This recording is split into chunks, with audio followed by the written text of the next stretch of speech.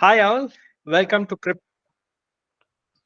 Hi all, welcome to Cryptonite, our monthly roundup of all things crypto. I am Shyam, and I have Dr. Tejaswi with me. Hi, Dr. Bitcoin. Oh man, you call me Dr. Bitcoin every time. It makes me think of somebody else on the side here. I keep looking around my shoulders. Anyway, life is good. Life is good. Things are good. Crypto is doing good. People keep talking about how it's the end of crypto every so often, but turns out, it's not the end of crypto after all. Right. I mean, definitely, it has proved resilient. In the face of all these naysayers. But at the same time, I feel that the more it gets into the mainstream, the more it loses its cyberpunk charm, right? So it's no longer some cool thing that only nerds do. It's once BlackRock gets into the game, and you have like a dozen Bitcoin and ETFs. I think the old reasons of why you would use crypto, like to buy drugs and shit, that's done with. So it's more of a modern day currency or an asset type of thing that people just trade. Yeah, it's possible. I mean, I have a feeling it will land somewhere in the middle. That's my hope. My hope is that there'll be a bunch of normal people using it in a way in which they would use anything else, any other technology. But the possibility of an exit valve or an escape hatch is is quite prominent in crypto, unlike other technologies. Like even with Apple, for example, Apple and Android and all these phones, you could jailbreak and make the phone your own. You could make bypass the control of the walled garden, so to speak. Or in the banking system, you could get away from the bank and operate in a Hawala system or whatever it is, right? It's just that the culture of that has been made very. It seems very illegal, or it seems unethical to do that. Somehow the culture around jailbreaking a phone or using a non-bank way of transacting has been made to look bad. But crypto, because it started off in this kind of organic, non-institutional way, I think even if institutions and governments kind of take it over in some sense, the organic grassroots movements will still be around, and hopefully there will be an escape valve or a like a hatch available. And that's my hope. I could be wrong. Eventually, it will be co-opted completely, and it will be illegal to make transactions without the blessing of whoever it is. If that happens, that will be bad. But hopefully, it won't happen. We'll see. I'm hopeful. Right. In fact, that kind of segues properly into the recent Binance issue.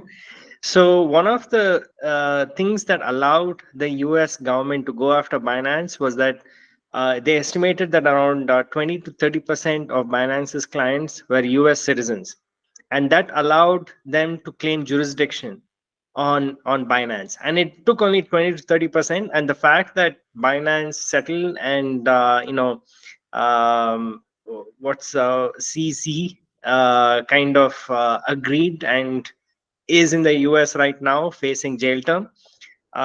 It kind of should send shivers down the spines of total anarchists who kind of hits their wagon on crypto as as a stepping stone towards freedom. But it's something that people should be aware of because once you allow the US to claim jurisdiction on this, right? So the next step for them is to say that anything that is mined or any transaction that flows through the US comes under their jurisdiction, just like Swift, right? So even though Swift was meant for US interbank transactions, the UK actually uses Swift for their own interbank transactions. So if the US at some point in the future says, okay, I hate UK, so I'm going to shut off Swift, so UK banking system collapses. So what they're I think like the next step for them is to say that okay, start blocking all or reversing transactions that come under our FinCEN block list or whatever that is, right? So, and no matter where you are in this world, you're going to have to do it because the US says okay, we have this jurisdiction. Yeah, no, it's very possible, and I would not be surprised if it goes. I mean, OFAC, the OFAC already, OFAC sanctions already on specific transactions and addresses is already a thing, right? So, like for example, uh, if you go to the OFAC website, the Office of Foreign Control Currency, whatever that is, you will see a bunch of separate lists of transactions or addresses that are not allowed. And many Bitcoin miners respect that. They will not mine a transaction which has one of those addresses in the payload. Same with Ethereum builders as well. Many of them will actually not do it. In fact, what was interesting was we were in our company, we were doing some research on Ethereum builders. Essentially, Ethereum builders are not the same as Bitcoin miners. They are more similar to Bitcoin mining pools. So what that means is there are these centralized actors who will have an office and will essentially construct the transaction bundle, which has to be mined. And then a bunch of miners will contribute hash power to that. And eventually, the miners will get rewarded for their contributions, independent of who actually wins the block.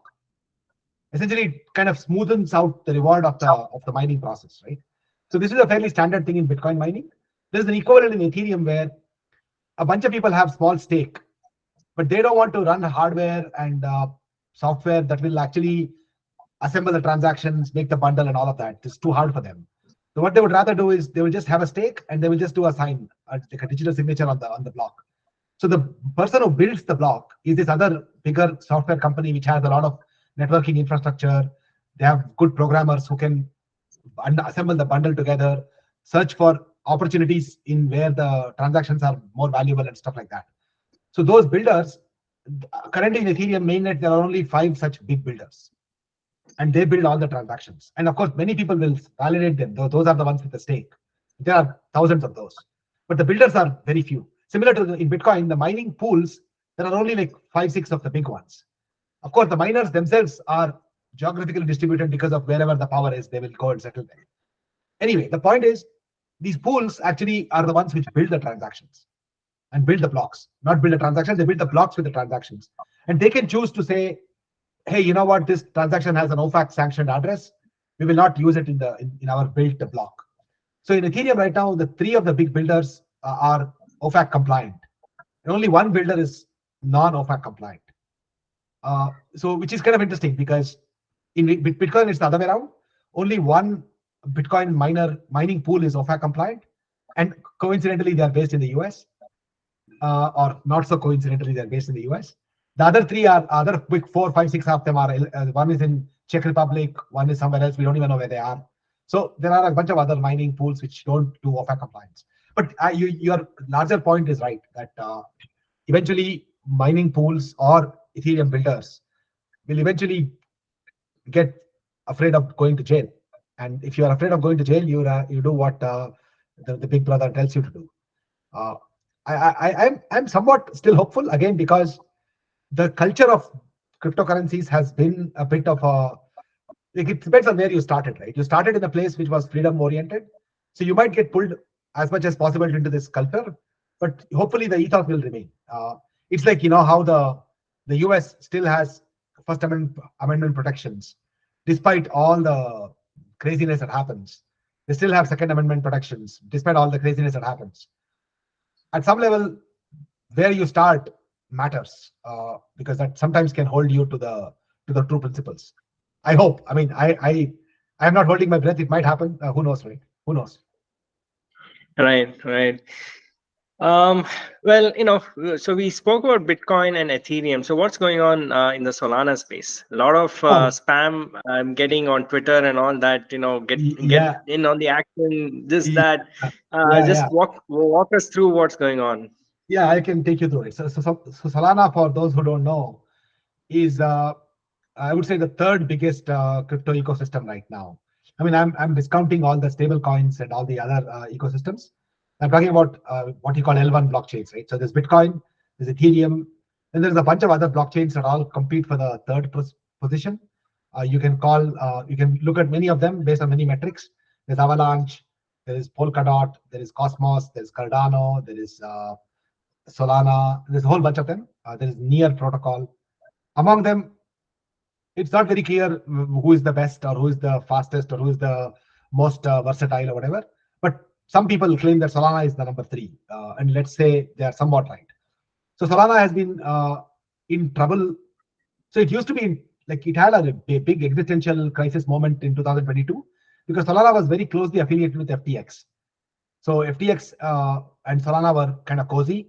And when FTX went down last year, it was thought that Solana would also kind of go with it. It was like almost, it was kind of, and the community would abandon them, the developers would move on, projects would stop. But turns out that was not the case. The Solana community held together. There's a whole bunch of people who are building apps and building dApps on Solana. And what they did was, interestingly enough, all the community members in Solana who are building, let's say, stable coins, who are building lending protocols, who are building NFT protocols, who are building random decentralized applications, they're kind of together in some sense. They kind of know each other. They're much more coherent in their strategy. So what they did was, in crypto, what happens is typically when a project is somewhat successful, they will do what is called an airdrop. And what an airdrop is you create a bunch of tokens and you give the tokens to people for free. It's dropped from the air, so to speak. The point is, once this airdrop happens, there is a kind of buzz around the project where people want more of those tokens. It's like you tease them with some tokens and they want to buy more. And of course, the supply is limited and the price of the airdrop tokens go up. So though some people get it for free, the price still goes up because there is a demand for these tokens because the airdrop created the buzz. And of course, the project has to be somewhat good and it has to be legit. So Solana's airdrop season has begun in some sense. All these projects that have been building for a year and a half have all kind of started to do their airdrops in sequence. So the first one was Jito. Jito is what is called a liquid staking protocol. And we can talk about what liquid staking means later. But their protocol token airdrop happened, I think, a week ago. And it is, they gave around 200 million worth of tokens to people for free. And where the 200 million come from is because once the tokens are airdropped, they also will set up a market maker who will have these tokens to sell if other people want them. So basically, think of it this way, right? Your neighborhood has a bunch of kids who got free candy. And the candy is so tasty. They talk about it with their friends. And the friends don't have the free candy. The friends will go and buy the free candy now. It's not free anymore. They will buy it. So it's basically to buy it, the local shops should also stack the candy. So they have managed that. So what the candy maker has done is they gave a bunch of free candies. They also went and stacked candies in all the big shops in the neighborhood. And the price is up. And now Jito is done. The next one is coming up, Jupiter. Then there's MarginPi, there's Kumino. There's a whole bunch of protocols on Solana. All of them are doing airdrops in the next 2-3 months. And people are going nuts. I'll give you the most bizarre example here. So Solana, 6 months ago, launched its own phone, like a literal physical Android fork phone, which has some crypto primitives built in. It has a secure element to some signatures and stuff. So it's a crypto phone, if you want to call it that. In the crypto phone, they had an airdrop of a token called Bonk, B-O-N-K. It is called Bonk. I'm not kidding.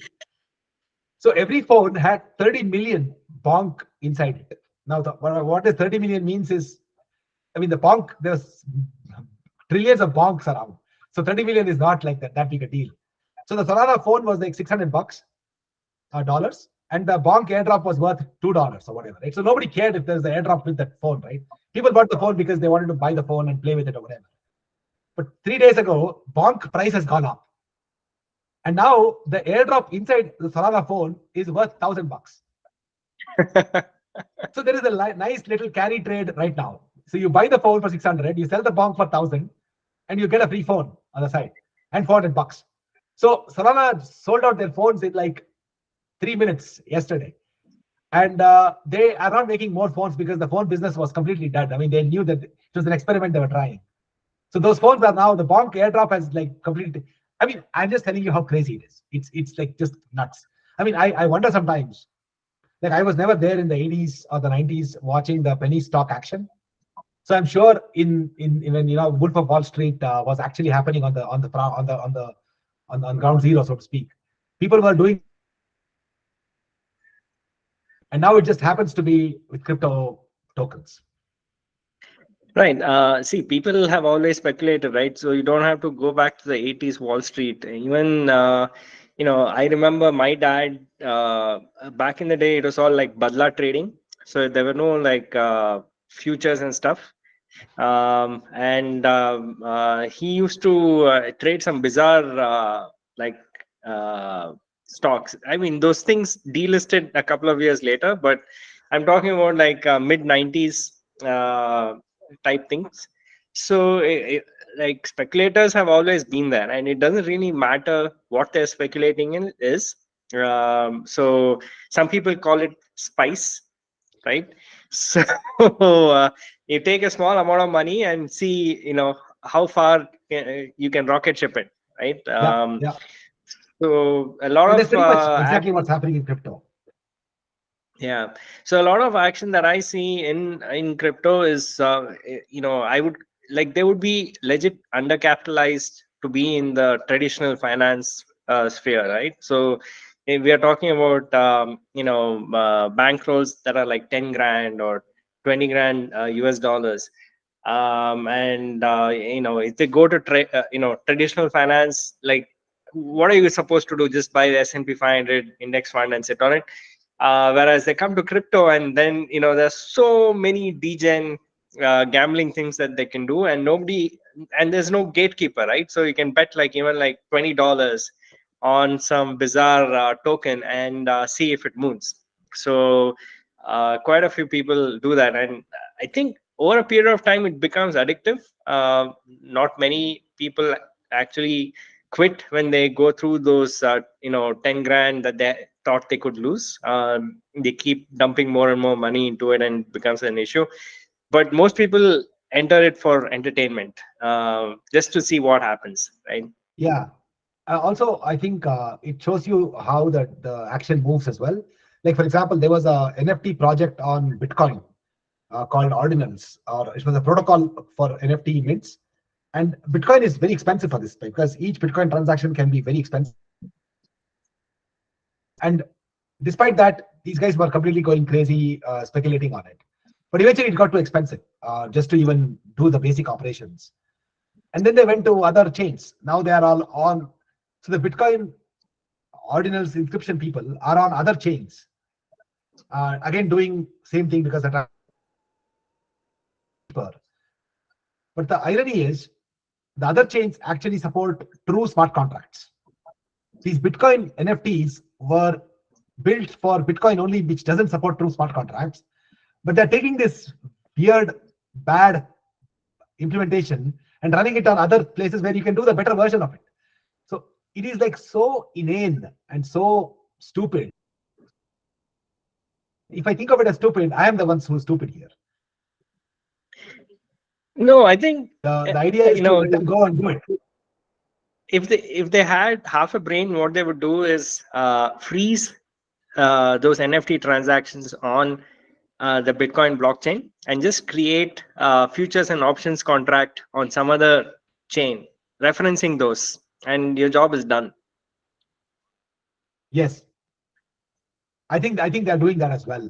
I think in Arbitrum yesterday I heard that there are Bitcoin inscription open offers or whatever they are called, open interest or whatever. I heard those words and I knew something was afoot. I didn't. I have not dug deeper into it. Right. So whenever you kind of squeeze the transaction cost of the real thing, right, you'll see all these daba trading happen on the side. So that's exactly what's going to happen on the Bitcoin blockchain ordinals. So coming to hacks, so there's never a Oh month that man, goes by where some thing or the other gets hacked and poof, some $100 million is gone. So what happened this month, huh? So this month actually there was a massive catastrophic uh, vulnerability. It was discovered and exploited, but it was not super bad. So it only targeted $1 million or so. So I'll tell you what happened. It was actually very subtle. So many of these dApps, the Web3 projects, are fronted by a Web2 frontend. So you go to uniswap.org to actually use Uniswap's smart contracts. Of course, if you are smart enough, you could use it from the command line by calling the smart contract directly from your command line API with a network peer or whatever it is. But nobody does that. They go to a website and do it. And then the website owner on the back end will have all the transaction capabilities to do all that, right? So now there is a hardware wallet called Ledger, which is quite popular in the crypto communities. Like it's a hardware wallet which can do signatures on hardware. And people use it to keep their custody in a cold storage, which is not connected to the internet, right? But when you connect the hardware wallet to the laptop or the phone, and you want to use a uniswap.org or some Web2 front end to do some action on the crypto markets, you have to connect the Ledger hardware wallet to the website. And that involves like a Web2 browser library that actually it's a JavaScript library which actually does some connections. And that particular library is used by many, many different apps which all want to connect to Ledger. And not just Ledger, some of them use it to connect to other hardware wallets as well. So it's a very common library used by many people.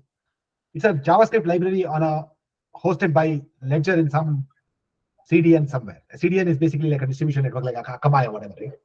So their CDN access got compromised of one user who was their ex-employee or something. And some hacker inserted a different library there, which will basically, instead of sending a transaction to the dApp, it'll take the money from the hardware wallet which is connected. And if the person says, yes, send the money, it'll send the money to the hacker's own contract. And it's saying that it's basically the Web2 front end got hacked in some sense. Of course, the hardware wallet is perfectly safe. It's the Web2 front end that got hacked. And it's just that it was amazing because so many people used it. And if it was not detected and solved in time, it was like a live only for an hour or so. It would have taken down many, many, many apps with it. And it was like kind of surprising to see everybody come together and fix it.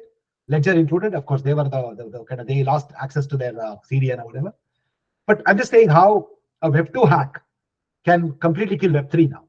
That's how dependent on Web2 everything is. Like it's not just the Web2 front end side. Even for example, login. Like if you want to connect your wallet to the app, many people have to go through like Google logins now. The apps are actually talking about Google login as the teacher because they don't want people to like go through this, who will learn a seed phrase, who will do signatures, who will do all the cryptography associated with all this stuff. Give me some action. Give me some fun, right? And it's easier if you can just log in with Google. It's a bit like in that movie Social Media, Social Network. That guy's character comes and says, "Drop the just Facebook," right? So it's like that, in crypto. Drop the crypto. Just speculate. Just graphy or whatever. Yeah. So drop the cryptography. Keep the degenerate action. Keep the fun. Keep the spice. Yeah. No, it is amazing because if you look at how many of the projects are using Google logins now. They call it social login, so they allow Google, Facebook, Twitch, TikTok, whatever. Many projects are going that way now because they believe that that's the easy way to do it. Because people cannot be bothered to remember their passphrase or their seed words or their private keys or whatever, right? It's too hard, too much, too expensive for users. And they all want the next billion users online. So they all like log in with Google. Why not? So the next level of interaction will be when they start using Okta as the auth provider, who themselves have been hacked multiple times and millions of accounts compromised. But yes. nobody cares. It's easy. Convenience wins. So that was one of the bigger hacks, which is this Web2 front end getting hacked. I wish that was the only one. That was not the only one. The more amazing and kind of weirder hack was one of the crypto lending protocols called Kyber got hacked as well. The fun part was the hack was very sophisticated and very technical. Even I tried to understand it like by looking at some detailed guides on how it worked. Even now, it's pretty hard for me. There was some math library that had an overflow error, and then they kind of used that to like do some lending, borrowing, and create like a pool, and then that pool kind of got too big, and they were able to lend twice. It's kind of. I won't even pretend to know what it did actually. But essentially, the hack was complicated enough, sophisticated enough, but drained around $50 million from the contract. The best part was, typically when these hacks happen, the owner of the hack, as in the actor who did the hack, will try to communicate with the protocol to get some money for them and return most of the funds back, because they don't want to be watching their back for the rest of their lives. They are like, programmers or whatever. So they want to be paid a little bit, and then they are willing to let go, right? So even protocols know this. So what protocols do is they will say, they will publish a message on the Ethereum blockchain in some capacity where it's all visible, saying that, hey, you know what, you're a cool guy, you did a cool hack. Here's 10% of the protocol, you keep it as a reward, and give the rest of the money back. And typically it works. It is known that it works. So they put a similar message to the Kyber swap attacker. What he did was he posted back saying, first he said, I'm too tired now, I'm going to sleep for a bit. I'm going to come back tomorrow and we can discuss. And then he went dark for 12 hours. Then he comes back and says, you know what, I don't want the money, I want the entire protocol. So transfer all the assets, all the offices, all the employees, everything to me. And the board of directors, you guys can go, you are done. Management can go, I'll take care of the company. I mean, he wrote such a crazy message. And he's the same guy who hacked. We know that because it's the same key. The point is, how does he intend to take over the protocol? Like, it has a real office, it has real employees, it has real board of directors, it has real bank accounts. What is he going to do? Like take it over by wearing a mask or something? I don't really know what he was thinking. But it was such a bizarre statement. And then, of course, after that, he's been dark. I think he's not responded back. Money has not come back, and law enforcement has been informed. And I think it's going to be I don't know what's going to happen. But that was funny because the message was so fun. Yeah, so I think most of these hacks, they come to light because somebody wants to boast about it, right? Because the hacked company would rather keep it quiet and see if they can cover this up under this scene or whatever. So if I were a hacker who had the brains of like using some math overflow library and all that, I would not brag about it. I would just get rich and get off the grid. That's what I would do. You'll find me in some penthouse in Dubai. University of Georgia guy, right, who did the exact same thing. So this is a very funny story. This happened, I think, maybe a year ago. So when Silk Road was active in 2013, Silk Road had a bug in their code, and a guy was able to withdraw around 5,000 or 10,000 Bitcoin from Silk Road's website in 2013. Everybody knew this attack had happened, but that address went dead. It did not move the coins. The coins were in the address for a long time, by the way. And then after like 10 years, maybe 2021 or something, like some Bitcoin was moved from that address to like a mixer and mixed into some other addresses and came out. And then people were like, okay, so somebody's moving these coins. What is happening here? And eventually, after mixing and after like a year or so, somewhere along the line, it was merged with a KYC account. And then the KYC account was owned by a student in University of Georgia in Athens. Athens as in Georgia in the US. And they went and eventually caught him. And he was like a student who had hacked when he was a kid, and he had kept the laptop with the motherboard, with the hard disk with the keys in it, in like a chips box. Like you have a Cheetos box, and he had kept the motherboard inside the box, and he had kept it in some shell, and he had just leading a semi-normal life. Of course, he was spending a bit of money on girls and on planes and going to like games and stuff, but nothing extravagant. And then, of course, they caught him. And they actually didn't put him in jail for too long. They only they took the Bitcoins away, but they gave him like maybe 6 months or something, 8 months, because Silk Road itself was a bad actor, so it was not considered to be like a very egregious crime. But the whole scene was like kind of interesting. Yeah. So, like going back to the seizures, right? I read somewhere that the US government is the biggest whale right now in crypto because of all the... No, it's not. What happened was, it could have been. So what the US government, the Justice Department has done is, it has actually auctioned off the Bitcoin once in a while. So the most famous of them was when Silk Road itself was captured. When Silk Road, the guy went to jail and Silk Road's assets were captured. They captured, I think, a lot of Bitcoin, 20,000, 30,000 Bitcoin or something. And they auctioned it to the public. And the guy who is the head of Draper Fisher Hewardson. There's a venture company called DFJ or something. So Tim Draper, who is the head of that venture company, he bought them at a discount. They gave it at like a discount to the market by like 1% or something. But you have to like do some paperwork and all that. But the cool thing is that Bitcoin is considered super clean because it comes from the US government. Nobody can, claim that it's like dirty or whatever, right?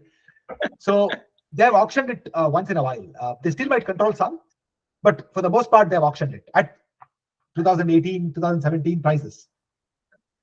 Yeah.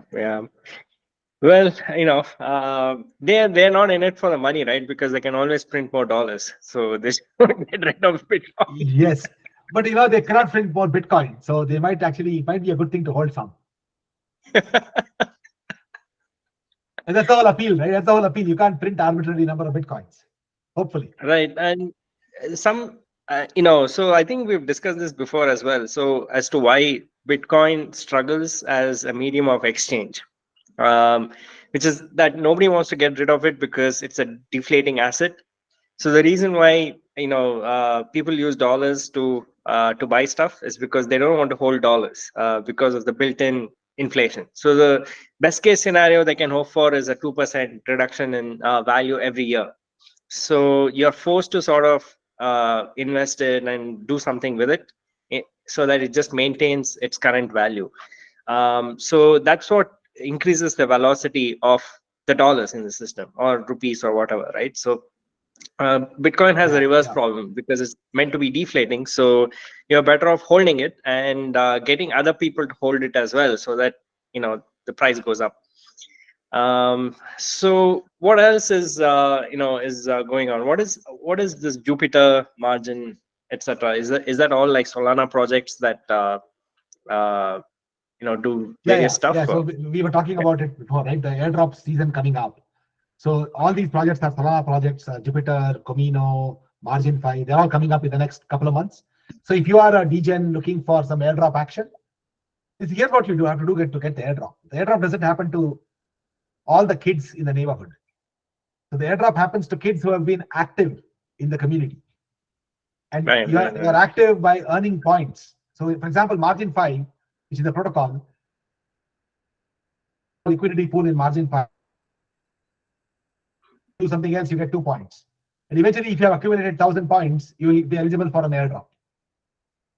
So they are doing this kind of gamification of activity. So they want the protocol to be active. Again, some people call these guys the airdrop farmers. So you have all these airdrop farmers doing all sorts of crazy shit. They have automated bots doing random activity which are market neutral because they don't want to take a position on any of these. They'll do market neutral activity just to accumulate points to be eligible for airdrops. It's messed up. I mean, I am not even sure what's happening there. Right. Hey, you wanted like something totally free, right? So this is what freedom looks like. Oh man, it's not the same free, man. So it's free as in freedom, free as in beer.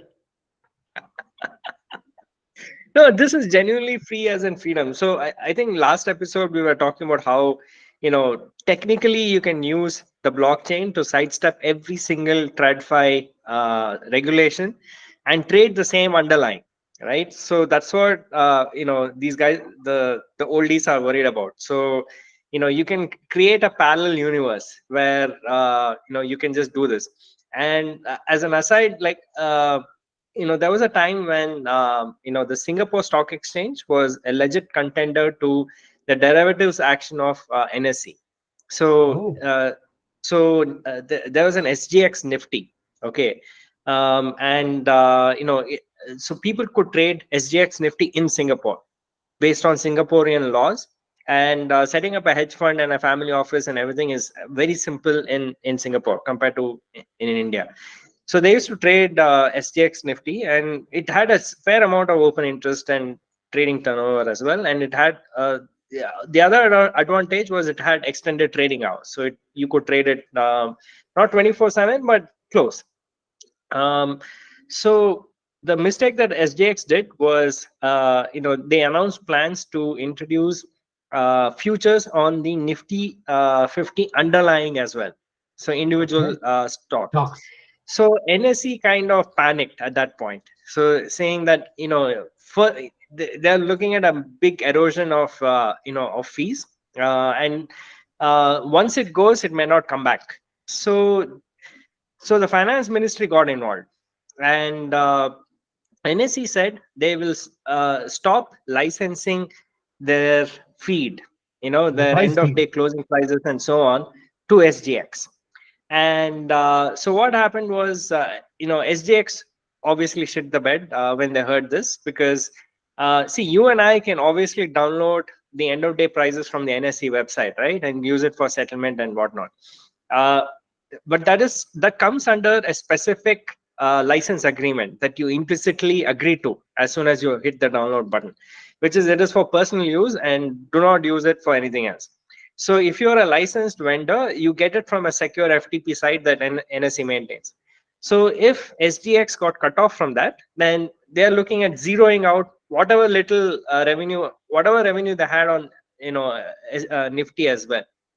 So and the finance ministry backed NSE, saying that Oh, yes, they are right. so it's not like And common if you utility. It's not like common data that should be available to everybody. Yeah. So they said that if you want, to trade Indian instruments, it has to be traded on Indian soil. That's the ultimate goal, right? There, at that point, they were also trying to give a fillip to Gift Nifty, which is a godforsaken place in Gujarat. Yes, I know Um, gift. you know, yeah, it's a gift that nobody wants, and and they were like, you know what, SGX can set up a subsidiary in Gift City, and NSE will be part owners in that subsidiary, and Gift, all your SGX Nifty futures and all that will start trading from there, no longer from Singapore. So if you want Singapore, to trade from SGX, it is fine, but it'll be traded, the pricing and settlement and everything will happen, in Gift City. So that is the power of traditional finance, which is it has guns and ammo backing it. um, and obviously, uh, these guys do not like crypto for, for the reasons given in the last episode. So it's quite fascinating to see that crypto is back. We were making fun of NFTs and so on in 2020, and someone had pointed out that the NFT um, marketplace, OpenView, was Open at sea, one open sea. time OpenSea was at one time what valued at $1 billion. So now it's like 15 million or something like that. Drastic reduction, but I think that it's only a matter of time before those monkey JPEGs Are back. go back to their old antics again. No, apparently, one of the reasons is OpenSea is doing so badly is they actually bungled up the execution a little bit as well. So there's another NFT marketplace called Blur, and Blur has taken over the NFT marketplace quite a bit from OpenSea. In fact, if you look at Right. the chart of Blur versus OpenSea, it's actually fairly sad to see OpenSea volumes having dropped so badly. Uh, anyway, that was a separate issue actually. So let me see if I can share the screen on that. Yeah, Anyway, OpenSea also had an insider trading problem, right? yes. Also, so yeah, so here is the uh, you can see this. Let me share my screen. If you can see, this is actually fun.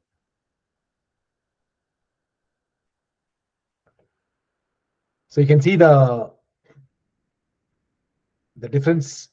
So when this is actually from February Wow. of this year, but you can see how Blur took over OpenSea's lunch fully, and it actually happened quite quickly as well, and it's continued to happen now. So OpenSea has now almost become like dead man walking. We don't know. I mean, I haven't kept track of the progress of this space as to why this happened. but it's pretty surprising, and there is a bit of execution fuckery from OpenSea as well. I have to like dig more into it. I haven't done the research on it, so yeah, that's that. So what's happening in India otherwise? All Hang on. right. So what's happening So in India? I wanted to hear about. Is there any crypto legislation coming, or is there any action? Anything at all? It's fully silent. see, silent in the sense they taxed it out of existence. And RBI has basically killed any sort of existing banks from making it very easy to transfer funds to crypto venues. So just try transferring even an NEFT or whatever that works flawlessly between accounts. Try doing it to a crypto exchange, and immediately your account is flagged. You get a call from your RM. Are you sure you want to do this? And No, I was basically asking that. you because no, I was asking you for a very specific reason, because a slightly different perspective. On December 8th, 9th, and 10th, ETH India happened in KPT or in Bangalore. And ETH India is the biggest hackathon in the world in terms of Ethereum hackers coming together. So they were like, I don't know, like 2,000 people doing projects, hacking, having judges coming in from various parts of the world. So I have friends of mine who work at Coinbase in New York, not Indians, but just New Yorkers who live in the other part of the world, right? They are like making their way to Bangalore to attend this hackathon because they believe that it's the best place for talent. So I was curious how I couldn't make it this time, but I was curious how much of the developer action in crypto is still pretty strong in India. Apparently, it is. See, we will do it as a service, man. So you pay me money, I'll code in any language you want. So this is no different from learning Java back in the day, right? So you learn a new language, and that too, this is a broken down language. It's not even as complicated as say C# or whatever, right? So you learn it, and you hope to earn in dollars. And in this present, crypto is the last bastion of remote teams, right? Pretty much everybody else is asking for on premise at this point. So if you really just want a remote job, then crypto is the place to be. So most of these kids are just looking for jobs. They're not really into crypto for the the philosophy. Or Yeah. even for the gains. They're not even there for the gains. Yeah, so gains is very difficult in India. So the tax structure, like you can hold it forever if you want. That makes sense. That's the only thing that makes sense here. So you can earn in Bitcoin, pay your tax in rupees, and keep the Bitcoin forever. And If that would be okay. Yeah. So they have not completely banned it, right? So there's nothing wrong if you pay your taxes and be done with it. But if you're into this for trading, that's a hard then one. that's where they've completely choked it. So if you like, for example, like this airdrop that you talk about, right? So how do you tax it? If somebody just gives you a gift in some funny currency, how do you tax that? And what is your cost basis next year if you sell it? So these are things that will trip you up in India, because even the tax department doesn't know how to tax crypto. So there is some and they don't even know if GST is applicable on, like, if you get an airdrop, who's supposed to pay GST on it, and what is on what basis, like what is the amount? So Oh the man. problem in India is that fine, they don't know it now, but 5 years down the line, they will say, okay, we have clarified this issue, And right? retroactively, And you we'll will fuck own you. back taxes, yeah, plus fines and all that, and it'll bury you. So it is a minefield that nobody wants to step on. So yes, it is for jobs. All these hackathons and all that will get you jobs, and it's kind of cool still, right? So if you look at the traditional MNC type job, you're stuck maintaining some 20-year-old Java code. there's even new projects, the project managers and all that are still in the US. So you're kind of still in the execution phase Yeah. type of thing here. So if you want like a real creative freedom when it comes to deploying stuff, like you'll always attract talent there, and crypto is no different. So I think that's the only place where this sort of jobs are still available. That's very good to. I mean, at least at some level, even though there is no like anarcho freedom action, even the fact that the developers are excited because it's a new technology, new programming language, new paradigm, new way of thinking about code itself, right? Like the code is not like just a server with a backend, right? There is like a bunch of network nodes, there's peer nodes, there is some notion of composability. It's all these. The Web3 paradigm is, I would say, slightly different than the Web2 paradigm in terms of even coding. So I think that actually might also attract a bunch of new generation of developers who are coming out from the schools now, right? Yeah, and the sad part is all this haziness around this. So we have this thing called ONDC, which is technically an open platform. Yeah, I So know ONDC. It's the one which connects all the businesses together to the payments, right? no. This ONDC is actually for physical goods. So you Oh, had UPI for money. So the ONDC is meant for physical goods, and the first sort of proof of concept they're doing is for food delivery. So and grocery delivery and so on. So once you get on this ONDC, anybody can. So anybody who has signed on to that platform can technically deliver your food, right?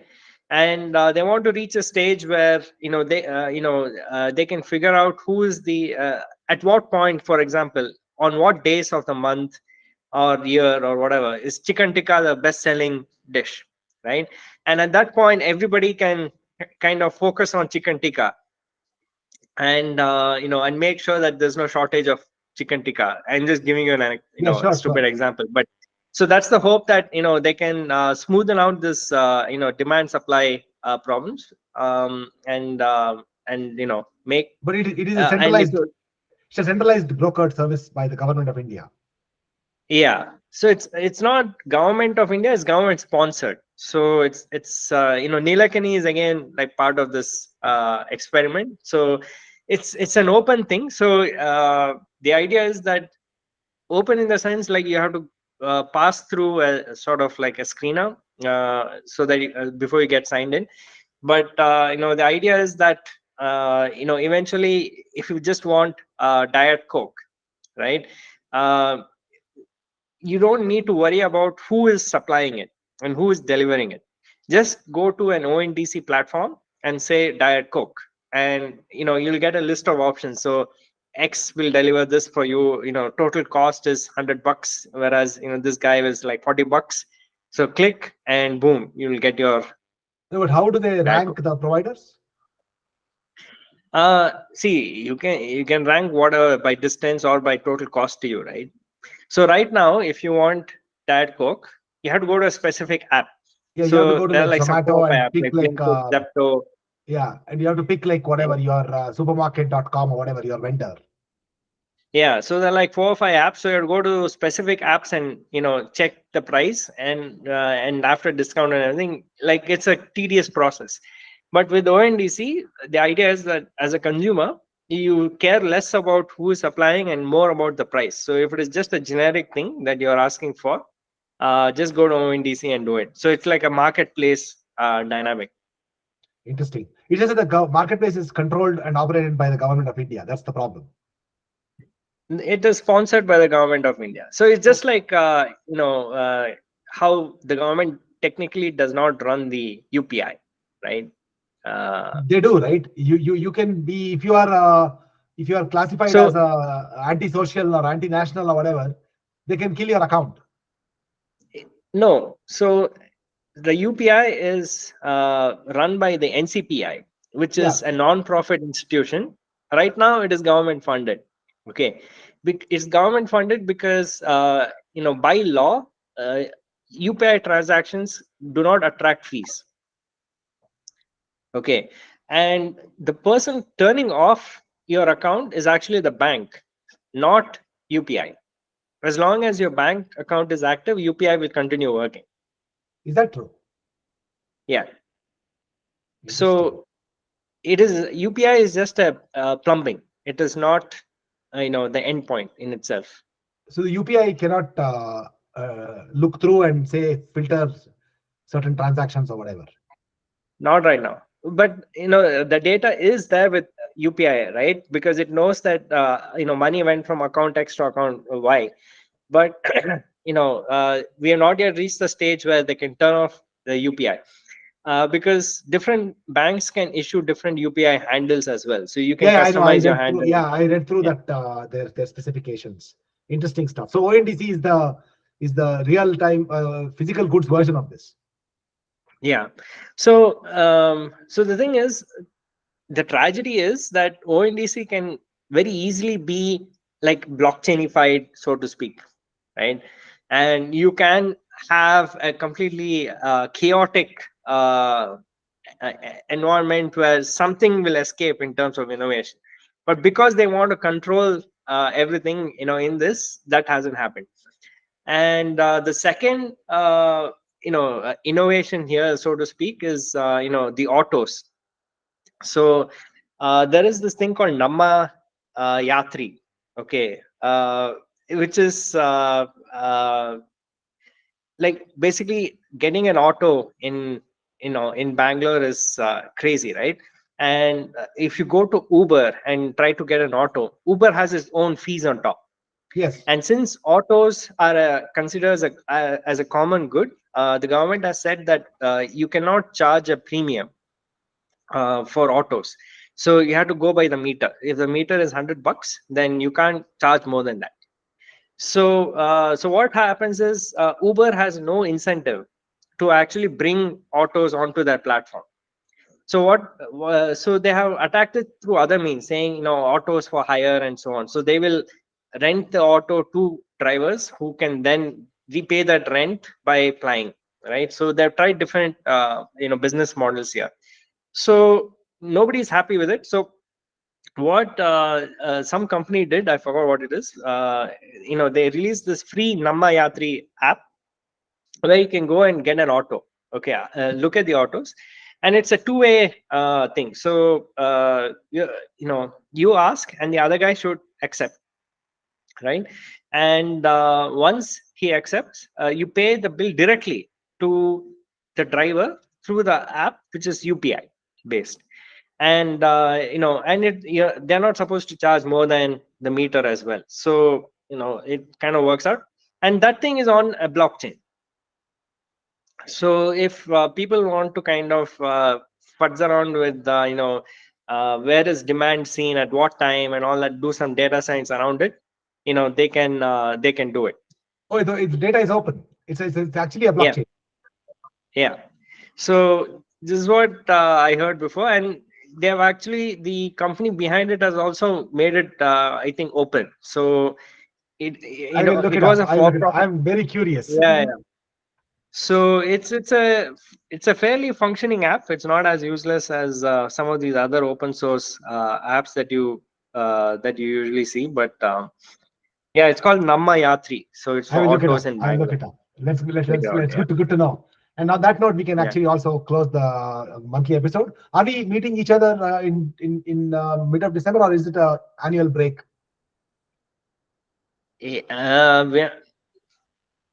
What annual break? What I mean is we meet again in January, right? Yeah, yeah, yeah, absolutely. Okay, cool. Now what I was thinking of was, no, I remember in 2000, I think 21, when we were doing this, we did the November episode, but we didn't do the December episode because we were on a break or something. I don't know. I don't remember exactly. But anyway, Yeah, I think let's we meet were again on traveling at January. that time, but right now I have no travel plans. None So, here as well. None here. Yeah, let's do it. yeah. All right. So we'll see you all next month. Thanks for All right. joining. Bye. Yes. Thanks everybody. Take care. Bye. Stop the recording.